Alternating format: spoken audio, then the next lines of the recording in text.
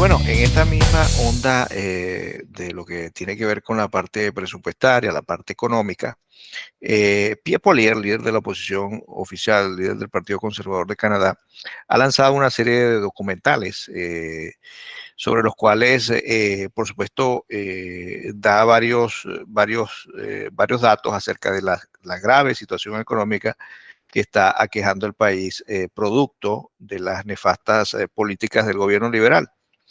Y bueno, esta nota de prensa de True North dice así: Pierre Poilievre lanza un segundo documental de Debtonation que destaca la crisis de la deuda canadiense. Debtonation es algo así como deudas explosivas o detonación de deuda, es más o menos así la traducción, ¿no? Y bueno, la nota dice algo así como el lanzamiento de el primer episodio ha sido obtenido casi ha tenido casi 1 millón de vistas después del lanzamiento en diciembre. Ambos episodios palidecen en comparación con los 4.6 millones de vistas que actualmente tiene el documental de Pierre Poilievre, El infierno de la vivienda. El segundo episodio de la serie de detonación, de Debtonation, que es así como deudas explosivas, de Poilievre, recordó a los espectadores de los 4 indicadores de las próximas crisis de deuda cubiertos en el primer video. Son una acumulación sostenida de deuda, específicamente deuda de los hogares, inflación de los precios de los activos, producción deficiente y grandes déficits contables, ¿no? If you had a time bomb ticking away under your home, what would you do? If you didn't know it was there, you would probably just go on with your life until one day, suddenly... Sorry? Interest rates are at historic lows, Glenn. Assuming you survived, you would scramble to put out the fire and rebuild your home at immense cost and great pain. Now, what if, before it came to that, you had noticed the constant ticking sound at your house and you took time to investigate? And you found the time bomb? Would you just go on with your life and pretend it wasn't there, hoping it wouldn't go off? You might be right. Maybe it would never go off. That ticking sound in Canada is the debt bomb waiting to go off. Here's the simple math. Total household, corporate, and government debt is more than 3.5 times the size of Canada's gross domestic product. That is higher than in the United States during the subprime housing bubble that would later burst into the 2008 financial crisis. Traders here working the phone say a lot of their customers are freaked out, waiting to see how low the Dow will go. They're focused on the Dow, not so focused on... Higher than in Greece during that country's debt crisis. Fearing for their jobs, threatened to commit suicide by jumping from the window ledge of their office in Athens. And higher than in 45 of the 48 biggest debt crises around the world in the last century. If our debts are so high, why has there been no crisis so far? The answer is that interest on our debt has been at record lows for almost a decade and a half. Sure, rates have risen in the last 18 months, but those increases have only begun to apply to a share of our total debt stock. Much debt, such as fixed-rate mortgages and long-term government bonds, have not come up for renewal. As time goes by, that debt rolls over into higher rates, and the servicing cost will gradually rise. Bueno, esto es más o menos parte de los datos que arroja Pierre Poilievre en estos documentales que ha lanzado. Sin embargo, voy a retomar algunos de los datos que dicen en estos documentales, donde dice, puede resultar difícil para un hombre de 100 libras cargar su propio peso sobre la espalda. Ahora imagínenlo cargando 350 libras o 3 veces y medio su peso corporal. Apenas podrá moverse y no pasará mucho tiempo antes que se desplome. Eso es como si la economía de Canadá de 2.86 billones de dólares cargara en su deuda de 10.2 billones de dólares, dice Poilievre en estos documentales. También dice la nota de prensa, el líder conservador explicó que desde 2015, cuando el primer ministro Justin Trudeau asumió el cargo, la deuda pública y la privada total de Canadá ha aumentado de 7.9 billones de dólares a 10.2 billones de dólares. Un aumento del 28.5%, mientras que el PIB real creció solo un 14.1%. Nuestras deudas están creciendo 2 veces más rápido que los ingresos con los que pagamos esas deudas, añadió. Renaud Brossard, vicepresidente de comunicaciones del Instituto Económico de Montreal, dijo a este portal de noticias True North que cuando se analiza la deuda del gobierno general, Canadá representa más del 110% del PIB.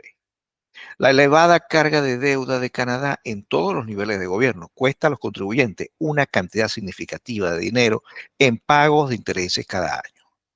A medida que más y más deuda se refinancia y tiene que ser refinanciada a tasas más altas, corremos el riesgo de gastar cada vez más dinero en pagos de intereses y menos en servicios que necesitan los canadienses.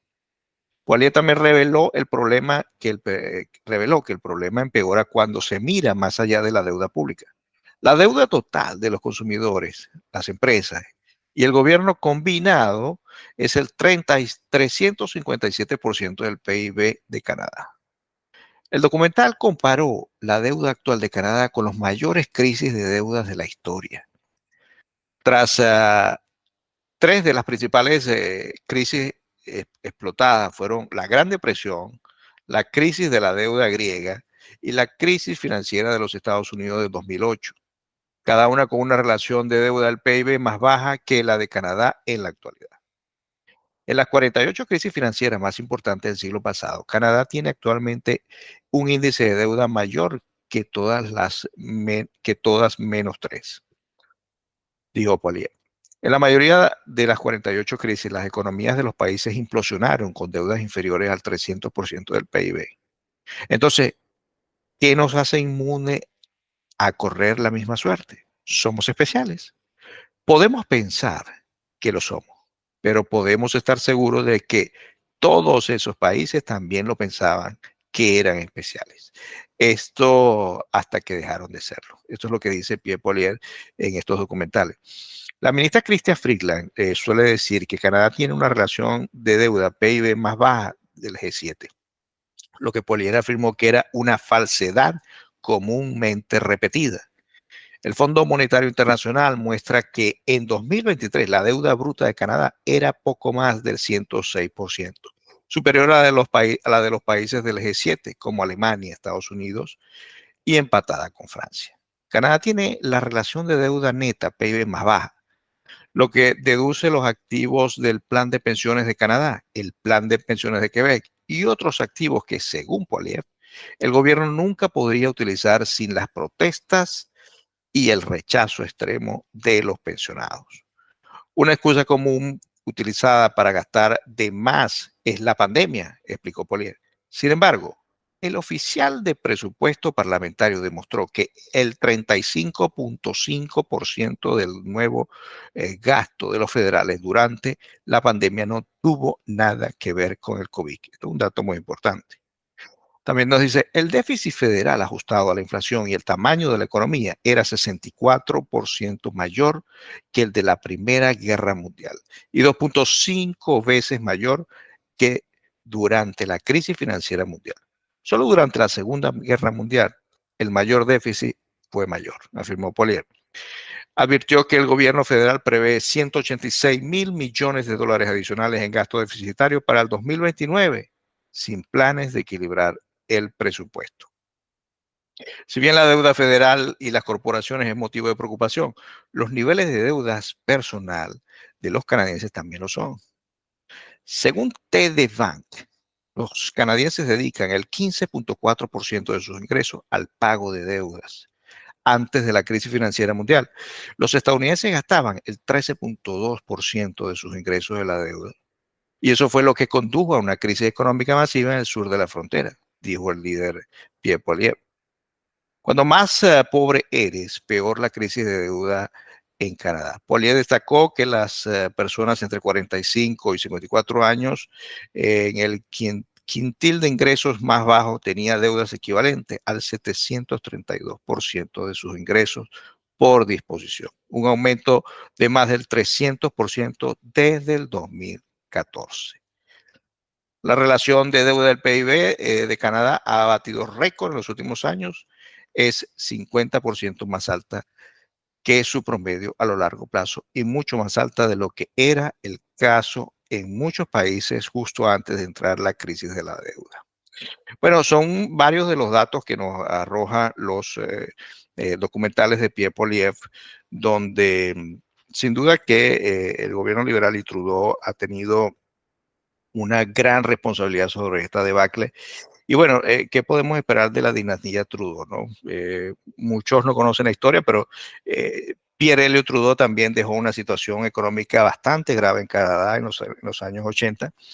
Y esto muy pocas personas lo conocen.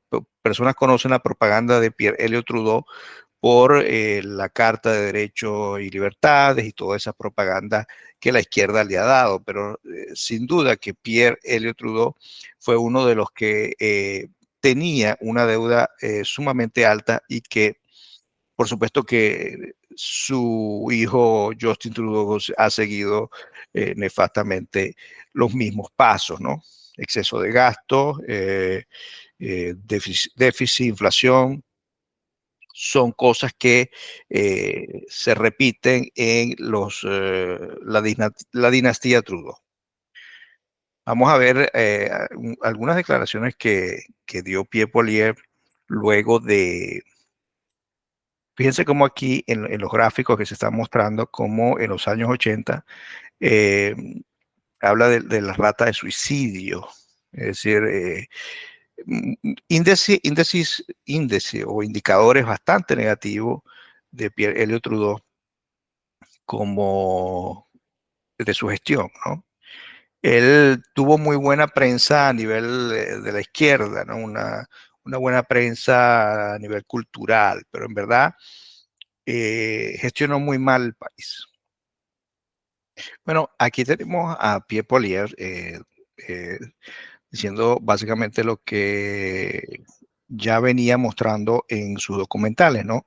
Él, en esta declaración, que esta declaración se hace luego de que se presenta el presupuesto por Chrystia Freeland, él, por supuesto, dice a Poilievre, le dice Pierre Poilievre, incluso los liberales, dice Pierre Poilievre aquí, están empezando a hablar. Vamos a ver qué es lo que dice.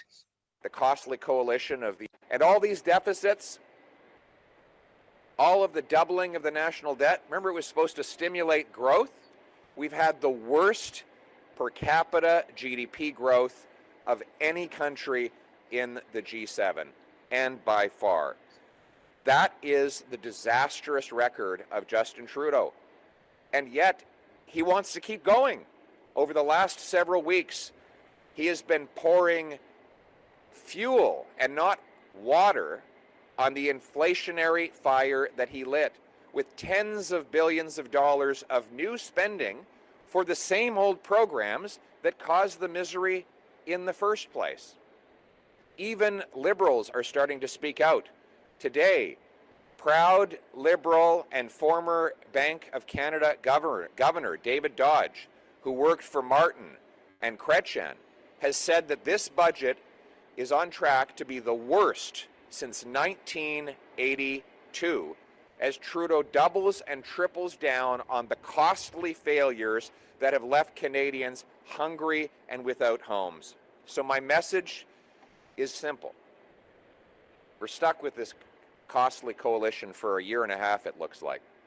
There will be an election where Canadians will choose between the costly coalition of the NDP and Trudeau, who tax your food, punish your work, take your money, double your housing costs, and unleash crime and chaos in your community, or common sense conservatives who will axe the tax, build the homes, fix the budget, and stop the crime. But there's still another year and a half where Canadians have to find a way to survive. Bueno, básicamente también hace referencia a que Canadá ha tenido los peores indicadores, ¿no? De los países del G7. Habla de eso también, hace referencia a que, pues, algunos liberales, incluso dice, habla del gobernador del Banco de Canadá, David Dodge, que también hace referencia a que trabajó para Marty y Chrétien, que han sido unos viejos liberales, han dicho que este es el presupuesto va camino a ser el peor que el de 1982. Recuerden quién estuvo en 1982. Bueno, Pierre Elliott Trudeau, el papá de Justin Trudeau. Recuerden que Pierre Elliott Trudeau fue primer ministro de Canadá y ejerció su magistratura, su primer ministerio desde 1968 hasta 1979 y luego desde 1980 a 1984 cuando renuncia en una noche lluviosa, nevada, donde pues tuvo un arrebato de reflexión y muestra la renuncia al otro día. Esto es parte del drama que se vive de la debacle en la que Justin Trudeau ha llevado a este gran país y por supuesto, bueno, Pierre Poilievre y el grupo de conservadores está tratando de decir, bueno, los trabajadores, los ciudadanos necesitan sobrevivir, las elecciones vienen el año que viene, pero todavía nos queda un año y tanto por llegar hasta allá y tenemos que buscar la manera de sobrevivir.